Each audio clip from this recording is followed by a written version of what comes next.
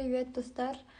Бүгін осы видеода өзім туралы ақпаратпен бөліскім келіп отыр. Кішкене өзімнің кім екенімді, қайда жұмыс істеймін, қандай мамандықта оқыдым, және де не үшін видео түсіріп жүрмін деген мақсатта осы видеоны жазып отырмын. Есімім Жансая, жасым 25-те. Дәл қазір мен биология және химия пәнінің мұғалімі болып колледжде жұмыс істеймін. Былтыр, яғни 2024 жылы магистратураны мен Джимпида бітірдім.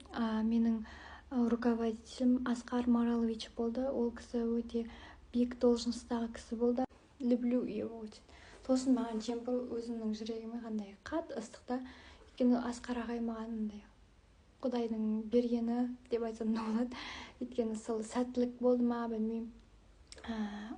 Менің басқа руководительдерден қарағанда менің руководителім өте жұмсақ болды, оны бәрі жақсы көрді, өте позитивный, қасына барсаң энергиясы өте жағымды, қасында отыра бергің келетін сондай адам болды.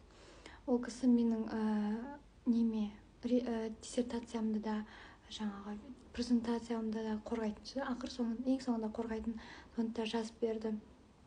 Өзінің бұрынғы жұмыстарына сәйкес келген екен. Содан кейін маған да сондай тақырыпты берді, бірақ ол тақырып маған да қызық болды. Бірақ маған солай көмектесті. Мені қызындай көретін, менің қызыма тиіспеңдер деп басқа мұғалімдер, если біз бірдеңкені қорғап сөйтіп жатқан кезде менің қызыма қарап қойыңдар деп сөйтіп айтып жүретін. Сол ағайды жақсы көремін өте қатты. Оның алдында, магистратураның алдында мен бакалаврда оқыдым. Көкшетау қаласында 4 жыл бойы биотехнология мамандығын оқыдым. Бірақ ол мамандықпен вообще жұмыс істегім келмеді. Одан кейін биологиядан педагогикаға түстім.